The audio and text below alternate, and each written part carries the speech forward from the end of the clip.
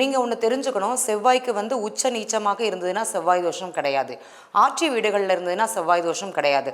சிம்ம ராசியில் இருந்ததுன்னா செவ்வாய் தோஷங்கிறது கிடையாது.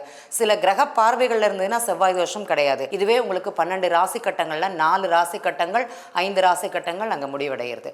ரைட்டுங்களா? இன்னைக்கு உங்களுடைய வளர்ந்த லக்னத்திற்கு செவ்வாய் பகவான் எந்த இடத்துல இருக்கிறாங்க? உதாரணமாக ஒருத்தங்க மேஷ லக்னமாக இருக்குது, லக்னத்தில் செவ்வாய் இருக்கிறாங்க.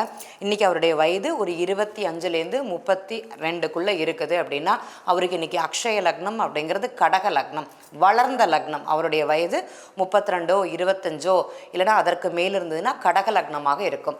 இந்த கடக லக்னத்திற்கு 10ஆம் இடத்துல செவ்வாய் அமர்ந்திருப்பது அந்த ஜாதகருக்கு அரசியல் சம்பந்தப்பட்டதும் கவர்மெண்ட் சம்பந்த வேலையும், அதாவது சென்ட்ரல் கவர்மெண்ட் சம்பந்தப்பட்ட வேலை அமைப்பு இருக்குதானா இருக்குது. அப்ப இந்த செவ்வாய் திருமணத்திற்கு உங்களுக்கு தடை பண்றாருன்னு நினைக்கிறீங்க. கவர்மெண்ட் வேலையை அவர் கொடுக்க தானே செய்யறாரு. அதெல்லாம் கிடையாது. செவ்வாய் தோஷம் அப்படிங்கிறது கிடையாது.